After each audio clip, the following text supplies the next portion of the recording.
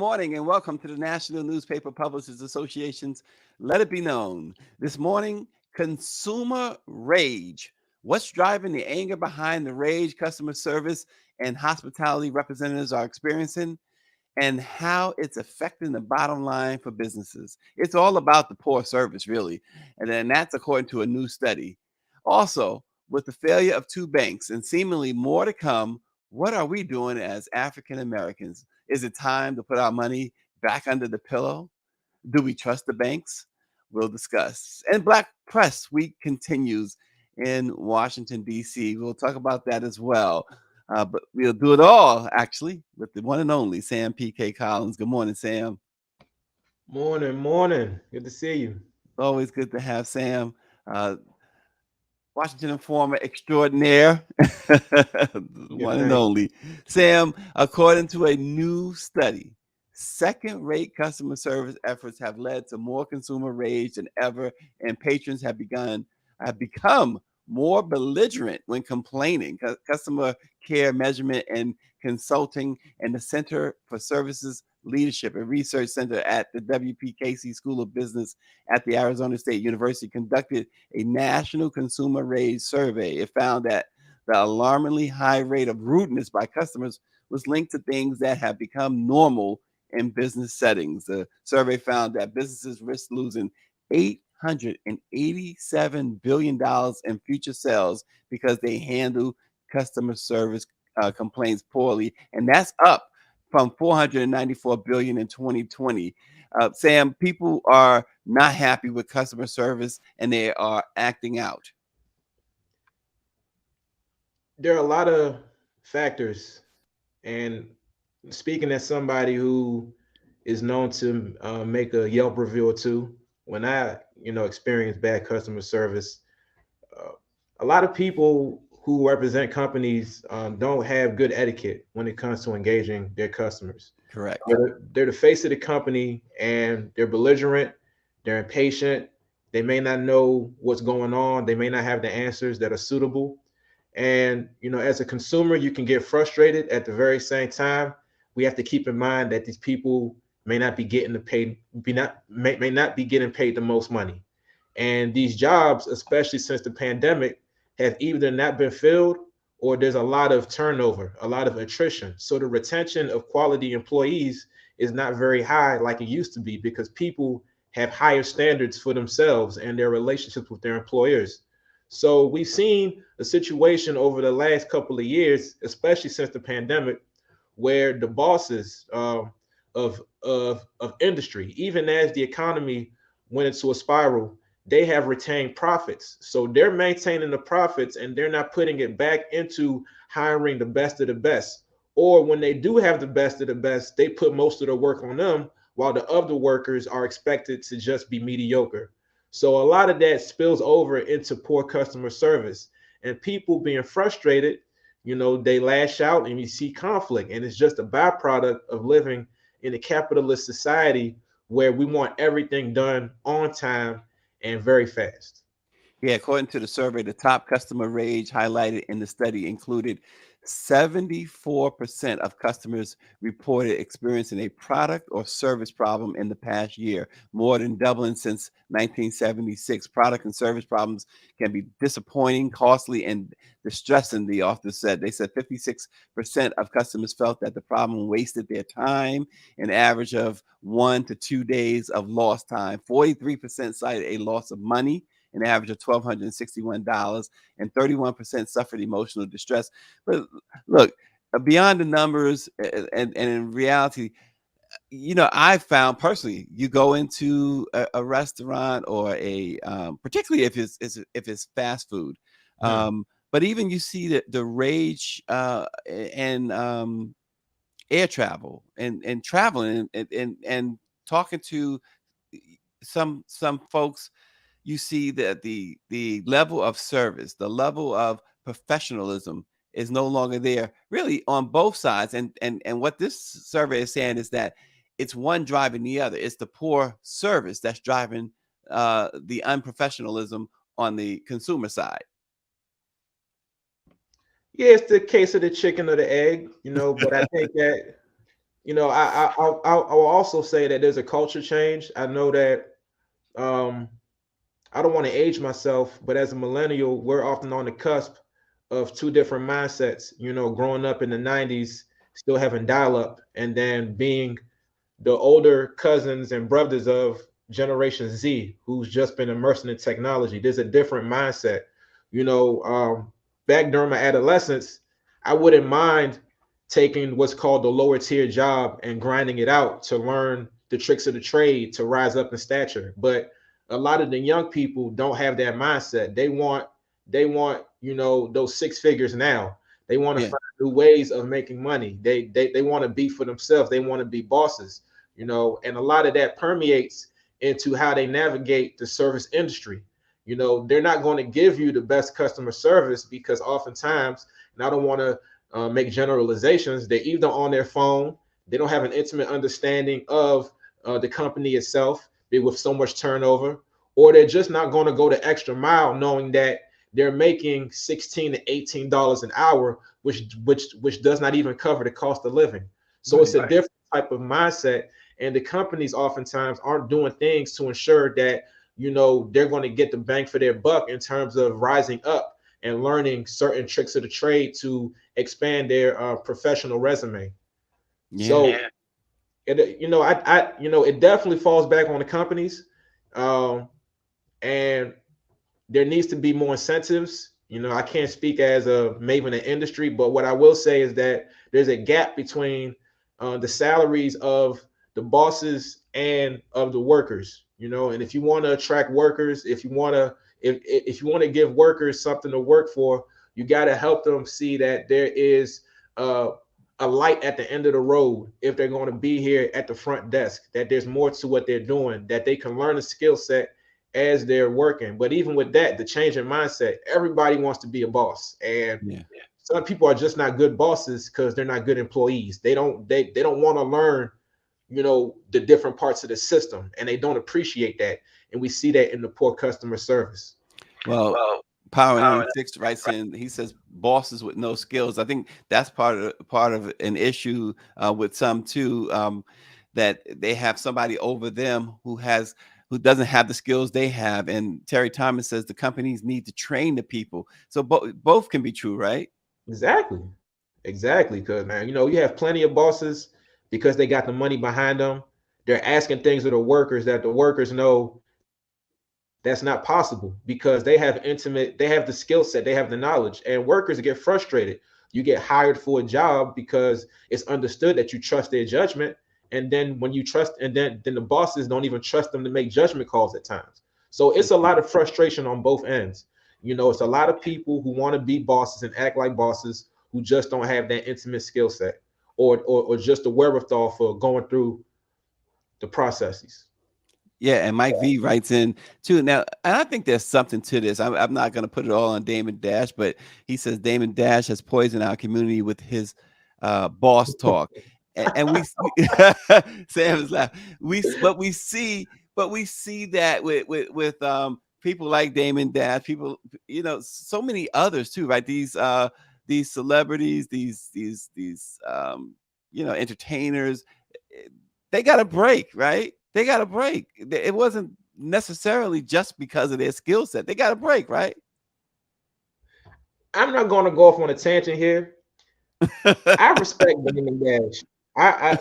And I still don't like how Jay Z did Damon Dash and Biggs. You know, Oh, you know, and I'm Jay with Z you on that. and Jay Z acknowledged that at an award show not too long ago when he got an award. He acknowledged Damon Dash, so that's good. But as far as the skill set, Damon Dash had the money when they built Rockefeller. Now, how he got the money, I'm not going to speak on the record about that, but he had the money, and he had a private school education that gave him the business acumen to take Hmm. to take Rockefeller to that level. So, you know, some people might say that Damon's being salty when he talks the boss talk, but at the very same time, he has a knowledge base and he came up in an era where hip hop was just getting mainstream, and he took Jay-Z to a level that allowed Jay-Z to take over the Def Jam top office.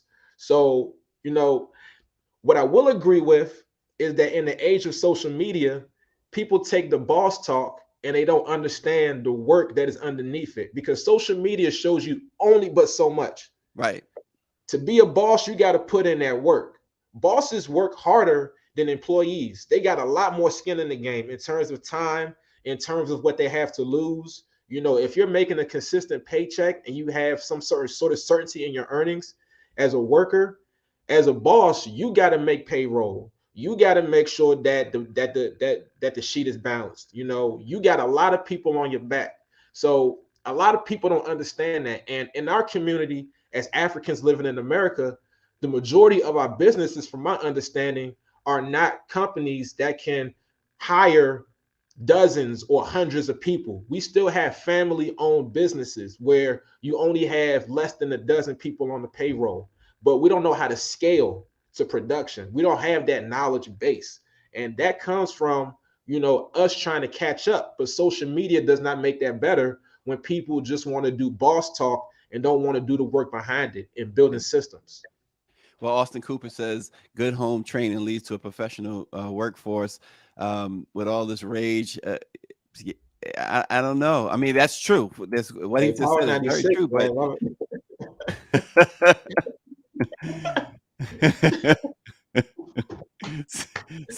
Sam's having the time this morning. Hey, go ahead. So, it, Go keep ahead. it. Power 96 going in on Damon Dash, though. He says, keep it real. Dash was an educated drug dealer. I said the quiet part out loud. And Paris Brown of the Baltimore Times says, we find that young people want to be famous, want followers. We had someone who was working on our social media and was equally concerned with their platform. They didn't want to answer the phone or do anything to support the small business. They told us that they only do social media. And Power 96 again says most Black-owned businesses only have 2 employees. Yeah, boss is boss. Whoever the boss is, though, they need to. Obviously, they're losing money, according to this report, because of customer rage based on poor customer service. So we got to fix the in-house stuff here, regardless if you're a boss or not. And like you said, Sam, I do agree with a lot of what you said, as particularly going back when you said people just don't want to do the grinding part. They don't want to start and grind it out and figure it out. So I think that's where we at. Michelle Madison says, Michael Haney Sr., what do you think? As the president of a hospitality company, I guess Michael Haney Sr. is watching. All right. So we'll leave the rage behind us right now. Bailouts of banks. I just saw this morning Credit Suisse got a $54 billion lifeline out there in Switzerland. So the beat goes on. Bailout became a curse word in American politics. Remember in 2008, after the global financial crisis that President Obama had inherited, fueling backlash among people who felt the risk and potential consequences of capitalism didn't apply to big corporations or the wealthy. Now, the recent failure of 2 major banks have pushed the bailout word back to the center of the nation's political and economic debates. For African Americans, Sam, is it time to put the money back under the pillow? Because more than 18% of African Americans don't have traditional bank accounts compared to 7% of all Americans. So we are told we need to have bank accounts and things of that nature, because if you're going to go buy a house, they're going to check your bank account. Certain things, they got to check your bank account. But where do we go? I was talking to somebody yesterday, and they were telling me that their child has like $2,000-3,000 in the bank and can't afford to lose that. I can't afford to lose $2,000-3,000 to the bank. What do we do, Sam? My understanding is that the FDIC protects up to 250,000. So, Well, I there's a mean, I think it's caveat to that, though. And the okay. caveat. So in this case, though, let me be clear first before I give you the caveat. In this case, the 2 banks, the Silicon Valley Bank and Signature Bank, the administration stepped in and said, we are making these people whole right away. Now, that's great. that's great because folks, these companies had 40 million, some had 100 something million or whatever in the bank. But the FDIC does, you're 100% right, covers up to $250,000. But what most people don't know, we talked about this the other day, is that $250,000 they can pay in increments. And I'm talking, they have the right to even say, we'll give you $1 a year for 250 years. So let's not hang our hats too much on the FDIC's insurance. So with that said, though, we have not traditionally had a lot of confidence in America's banking system. We talk a lot about black banks, but we haven't had a lot of confidence. I've talked to people. Look, I wrote a book for Stevie Wonder and his mom some years ago, 2002. And one of the more compelling stories Stevie Wonder's mother told me was how she saved up all this money. She was in an abusive relationship, and she saved up all this money under her mattress to finally get away with her kids, her 5 kids, away from her husband who was abusive. And she saved enough money, and that's how she was able to leave. It was under her mattress. And we hear stories. I've heard other stories, I should say, about black folks putting money under the mattress. And here's why. I mean, the banks continue. You don't. How could you have confidence as a black person? Now, I said, the president did bail out. The government did step in and say, we're making everybody whole. But think about who had their money in Silicon Valley Bank. It wasn't us. No, it was Zoom, DoorDash, a lot of the tech companies that aren't really solving tech problems. And that's another thing, we've got to look at this in the context of the tech bubble. Over the last year, a lot of tech people have been losing their jobs because, the tech companies are overextending themselves. When the interest rates were near zero at the height of the pandemic, Yep. They poured a lot of money into it. And what we saw this past weekend was a result of the interest rates booming again and people trying to recalibrate.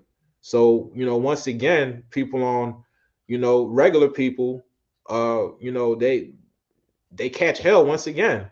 Not to mention, if you look at, and the Biden administration, what I say is when it comes to Democrats and Republicans, the only color that matters is green, and Donald Trump was a bit more blunt about it, but President Biden, and members of Congress with this whole reporting your income from Cash App and Zelle and all that. Right. That's just why are you targeting people who work the gig economy when you have bigger fish to fry? In terms of making people pay they just due. It's just an avoidance of what's the elephant in the room, and this shows it once again. And even with Biden saying that the bailout money will come from bank fees, I'm not entirely sure how credible that statement is. I'm not.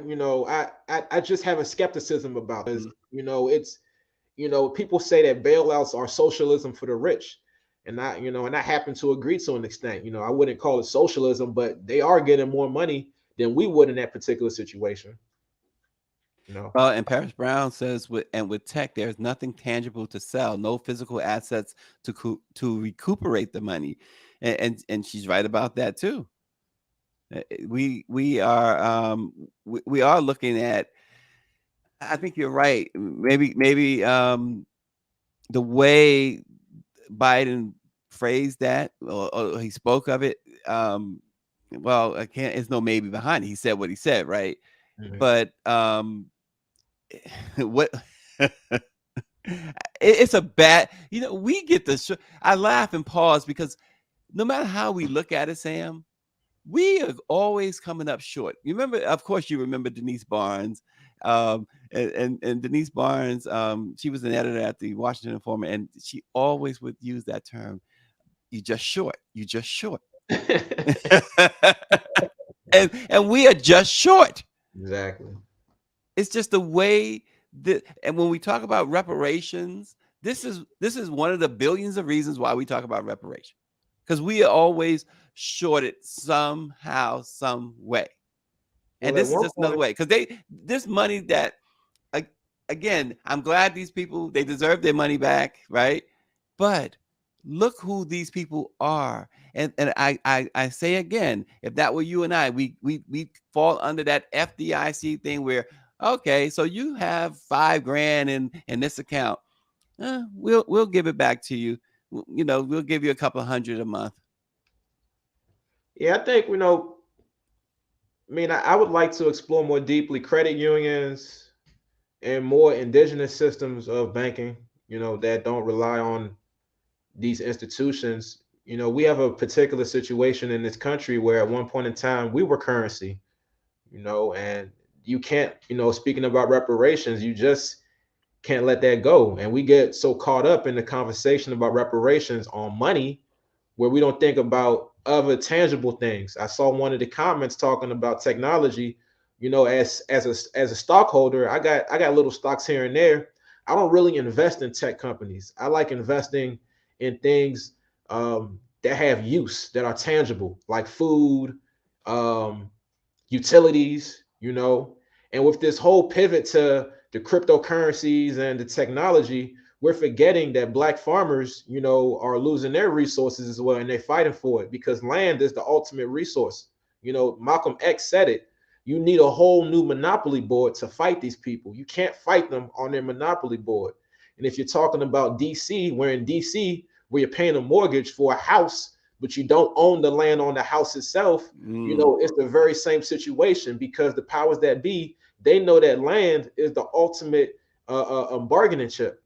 And here we are, they're pivoting because you see the same thing happening in India and in Nigeria. Yep. They're digitizing everything.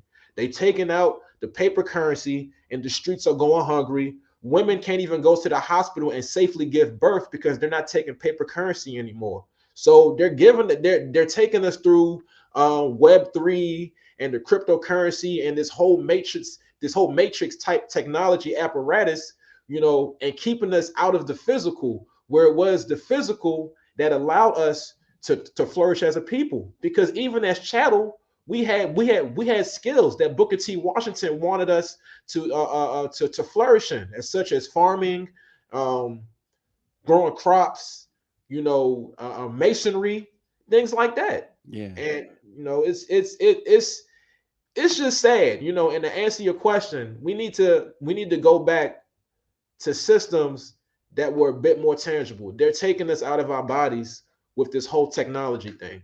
And it's Yeah. been a long time coming. We saw it in the movies. It's happening in real time now. Yeah, Auntie Nakia is watching. She says, yes, when it comes to us, it seems like we are still a day late and a dollar short. And then she goes on to say, it is in a time when people say we need banks to help with credit, etc. Crashes like that just make us distrust further. This is why we need more Black owned banks and we need to support Black owned banks. And we need Black owned banks to support us. Give us the loan, she says. So support our small businesses. Invest in us as we invest in you. And that's the thing, right? That's what makes it go around. You want to keep it circulating. When we talk about circulating that dollar in the community, that's how you do it, right? Exactly. And the interest rates make it even worse. You can't even, the interest rates are high. The return on your investment when you deposit money in the bank is low. I think the interest rates on accruing funds is less than 1% or so. So it's like, what do you do?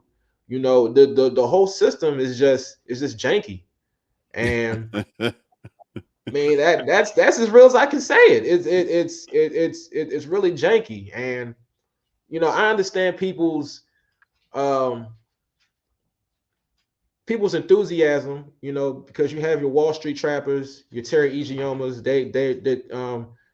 They're teaching us how to navigate these systems. At the same time, there is some concern about, once again, you know, when they see us going into it, they being the powers that be, they change the rules on us to make it even harder. The same thing happened with crypto.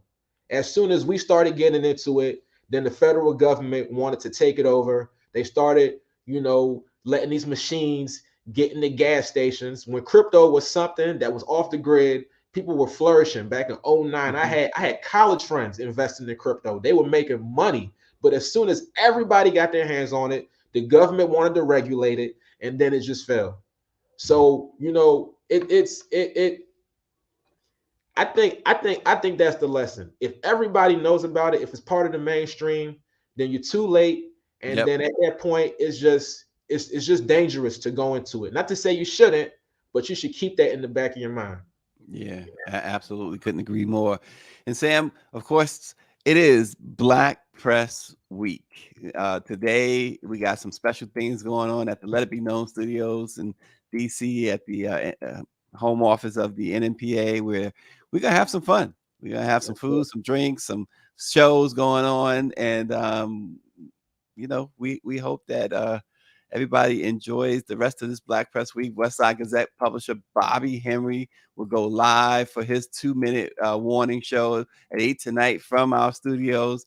And he'll be talking about Black Press Week. David Wright, Perry Busby will be with him as well. And of course, tomorrow is the State of the Black Press address at the National Press Club, where Dr. Benjamin Chavis, our president and CEO, will deliver that summation. And we'll be joined there by Congressman Benny Thompson of Mississippi. Following that, our distinguished Black press publishers will head to the White House, where White House Press Secretary Karine Jean-Pierre is scheduled to host the Black Press in celebration of Black Press Week and the 196th anniversary of the Black Press of America. So, Sam's big week, big day today. I'll be getting on the Acela shortly, headed down your way, and we'll have some fun today, tomorrow, and doing some Black Press things the way Black Press, only the Black Press knows how to do it. How important, Sam, is Black Press Week? It should be Black Press Month, but how important is Black Press Week? Black Press Week is every week to me. I wake up, think about the Black Press. I love the Black Press. The Black Press gave me, and I got my dog here. He loves the Black Press too. So, Dog but loves the Black Press. right. So, Ida B. Wells is one of the ancestors who I respect dearly, and she was born into enslavement, and during the Reconstruction era, she came up, went through the education system, Black-owned education systems, and wrote for the Black Press at a time where Black literacy was increasing throughout the South. More of us were learning how to read. And when I think about the Black Press, I think about how, it's very important for our people to be informed and to see news from their vantage point. But I also think about how in the age of social media, there's a risk of us not being totally literate. The reading stamina, as an educator myself, is not there in some of our young people. And a lot of people, they want to watch more videos than they do read. And not to dismiss videos, because we're doing this right now, but the proof is in the pudding being that written word. So as I go into Black Press Week, I think about how we can not only mold the next generation of journalists, but how we can better support educators and create institutions where young people from a very young age are building their reading stamina, their writing stamina, so that we can have a readership that wants to be informed and can actually read what we're writing. Yeah. Black Press Week is always a time again to reflect, if you could say it that way, because as you said, we live and breathe it every day, but to reflect on the importance, particularly given the time we live in. The other day we spoke with Jet Magazine's president, and we can eliminate the magazine part now, right? It's just Jet. He made sure Dalen Golf said it's just Jet. And you think about the history of Jet, the history with Emmett Till, how, like Dalen said, it started a movement. Yeah, sure. Other Black boys and men were being killed in Mississippi before Emmett Till, but it was that moment. It was that moment that ignited the civil rights movement, really. And as he compared it to today with George Floyd, it was social media that really ignited that movement. and black folks responded, right? They responded to Emmett Till. They responded to George Floyd, and Jet chronicled Emmett Till. They led in chronicling Emmett Till. Then, of course, there's Ebony, and of course, there's the Freedom's Journal, the first where it all began, the first black newspaper. In fact, I always say it because it always impresses me when someone says it, or I hear myself say it, that they began in 1827. Slavery is still going on in 1827. And so when they say we wish to plead our own cause in 1827, do you know the type of boldness that took? And that's the thing that we still need today, that boldness. That, listen, Bobby Henry loves to repeat that soldiers without swords, right? Well, and we are, but we can't be afraid, Sam. We can't be afraid. And too many black journalists who work for mainstream media, they work and I'm not knocking working for mainstream. I work for mainstream. I'm not knocking it at all. Hey, you making a living, but they're afraid on a lot of fronts. And there's no way to do this job being afraid if you're going to do it effectively, right? You can't be afraid. The truth is an offense, but it's not a sin. You got to air it out. We can't conflate celebrities and politicians. There are no friends in this business as far as the people who you interview. You got to bring it out. Your first priority is the truth and your credibility as a reporter. So you come first, and the people who you write for, your readers, come second. And I would say government officials and mavens in industry, they're at the bottom of the totem pole. And some people might agree or disagree. In my writing, the furthest I will go is give them a chance to speak to the accusations being levied against them.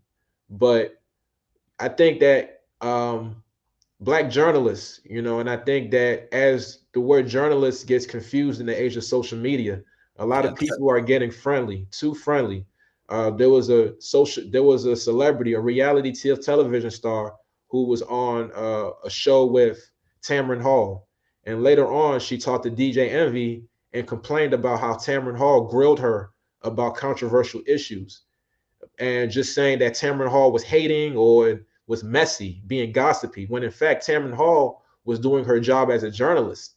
And as a journalist or somebody being interviewed by a seasoned journalist, you should always expect to have to answer the hard questions. This is not softball we're playing.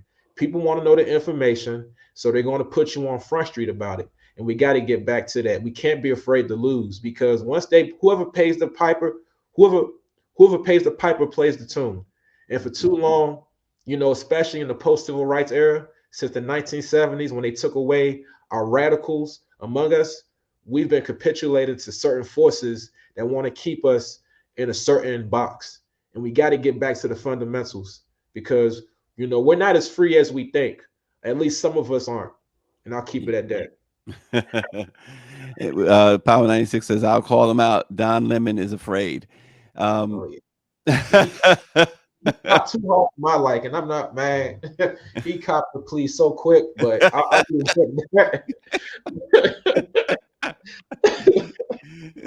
too quick, right? Too quick. Like, I mean, it didn't take any pushing or prodding.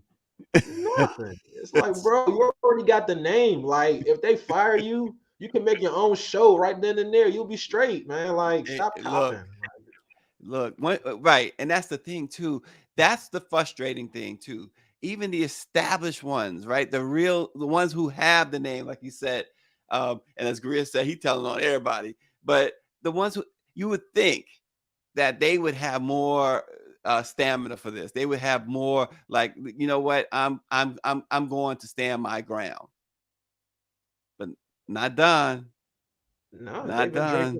They've been drinking it. They're too used to the pomp and circumstance to what that industry has afforded them, because they want proximity. They don't want truth. They want proximity. They want celebritization. They want to mix and mingle with the stars, with the politicians.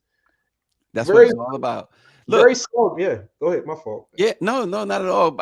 I had a couple questions too, because Power 96 brings up I think a great point. Keith says, "Keep it real. Mainstream black journalists will grill black people, but it is afraid to go afraid to grill Mr. Charlie."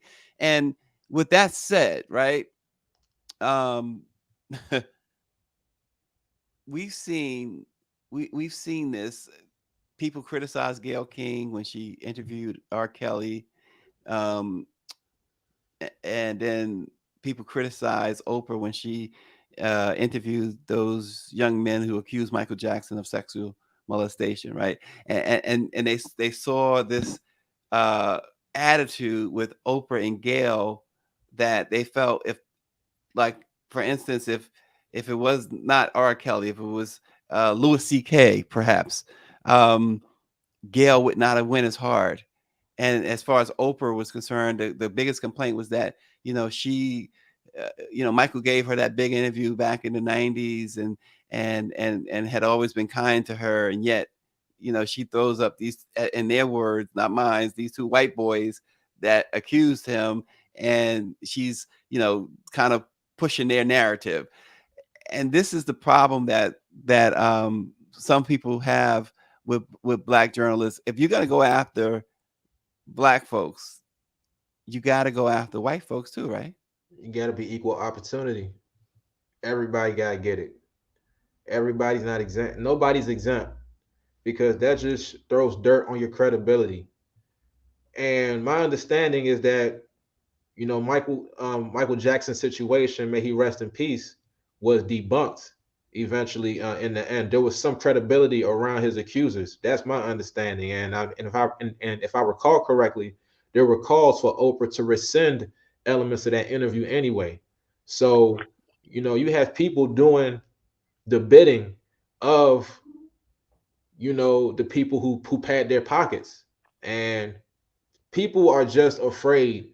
Once again, we get caught up in the material, instead of what really matters, which is, to bring up Dame Dash again, which is ownership to an extent, but ownership of your name. All you have in the industry is your name, and that's all you got, quite honestly, by the end of the day.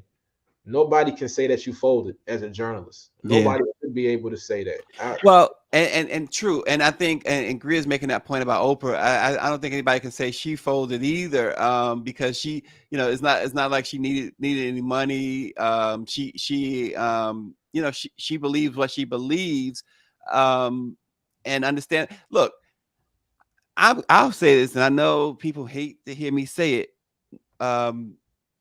Particularly not just before, I had my thoughts on that whole situation with the two accusers with Michael, but after watching that Leaving Neverland special, to me, you couldn't be human if you wasn't moved at all, regardless they being white, whether they were white or not. You had to be moved, and watching Leaving Neverland. She is Oprah is Oprah. I've never been. I appreciate Oprah. I appreciate her, what she's done. She's opened doors. She's blazed trails. That doesn't mean you have to be a fan, and I'm just not a fan of Oprah. But I do think that she, like Greer says, she believes what she believes. I didn't like, and I know we're going down another bad street here, but I didn't like the way she handled the Russell Simmons situation. I think that once she bowed out, she should have told the truth as to why she bowed out of that documentary. She said, there were some problems. Well, because of the situation, spell the problems out. Don't leave it out there like that. She had conversations with Russell before that interview and just before, and no, and she's right. He couldn't make her pull out. She pulled out because she realized that she was going down a slippery slope. And when Oprah puts her name on something, it has to be right. And I don't blame her for that. If I'm going to put my name on my art, it should be right. It should be right. So, anyway, Sam, Black Press Week, we got off track, didn't we? Black Press Week. So it's all relevant. I It's like all where you're relevant. going.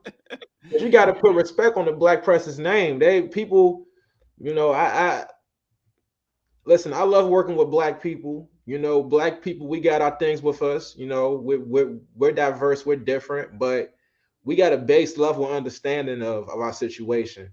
You Yeah. can't go to any mainstream paper. I done been in situations with like non-black editors trying to explain the basic things to them about why a story was valid. I'm tired of that, and by the grace of the most high, I will never go back to that. Yeah. So not doing that. Well, just Mike V is taking me back. He says he didn't like the way they handled Kobe Bryant's death by bringing up things he was acquitted of. That I agree 100% with, and that was Gayle King, and that's when Snoop Dogg went off. Oh And yeah. I agree that at that moment there was, and this is again, Black journalist who works for white media, mainstream media, right? That was Gayle King, CBS. How do you in that moment? I mean, his body wasn't even cold. How do you in that moment bring up the rape allegation, from years ago as among the first questions that you ask in that situation? That was Get Rid says now Gail did need the money, but that was atrocious journalism right there. That was like she was acting like her name was Clarence Thomas. Oh gosh, horrible. Sam says no comment. Well, um, Black Press Week. Appreciate you, Black journalists who work for Black newspapers and Black websites, Black owned, because there's a difference. We see BET is up for sale, and Byron Allen and Tyler Perry are both vying to buy it. It'll be Black owned again, finally, and that's what you want, right? Black owned. I guess Sam is like, I mean, I, I'll take it. I don't. Their politics. it's politics, yeah. Yeah, if I'll say this, if they're going to pump money into it, they got to allow some space, for more of the independent nationalist leftist voices. Now that's yet to be seen, but Mhm. you do have other outlets that are, out of the mainstream who do that. You got different degrees of like political affiliation, but I I could celebrate that. Tyler Perry, Byron Allen. Okay, cool. But I'm not going. I'm not going to. I'll wait and see. I'm a wait and see type of person. That's what I'll say. Wait, but I'm not going to just jump up and down just yet. I'll say that. Yeah, yeah. Same here. Because I, yeah, she said, Sam, are you seeing the notes? If Byron, Listen, she on point. Listen, his listen. kids, ain't no way his kids will marry a black man. I'm just saying the transfer of wealth. Like, there's no consciousness. I think we Yeah. lost that as a people. People are just afraid to be black. People and like they done watered down blackness. The word woke has been Oh taken into the gosh, mainstream. Like first the gosh. liberals watered it down, and then the conservatives made it a rallying cry. Don't even know where it came from. We just sell elements of our culture for sale, and we just we market it and we water it down. Yeah, We got to understand what the rawness of blackness. What does blackness, and I think it goes back to respecting, mama and papa. Like, yep, those of us who were, on the farms, before we came to the city, way back when, who were telling stories, certain spiritual elements, like all of that's important. We just forgot about that. We lost sight of that. We're all about the brand now. We're all about celebrity. And it is killing us as a people, man. Like, and I did see that Diddy was also trying to buy BET. And Diddy, I don't respect. you know, and I will say this, and just one thing I will say. Not too long ago, there was a reporter who was on Diddy's platform who called Kwame Ture anti-Semitic. You know, there was this whole thing about anti-Semitism that came up, Mhm. and they conflated anti-Semitism with anti-Zionism, and they brought Kwame Ture's name up in it. They brought the Nation of Islam up in it, and I'm just like, you have no your political knowledge, your political base is infected, is poisoned because it's not African centered at all, and it's just we as a people are going to be lost as long as we keep thinking from their paradigm. You know, it's nothing to celebrate if the people who are buying it don't have a consciousness at all. Do not have a consciousness.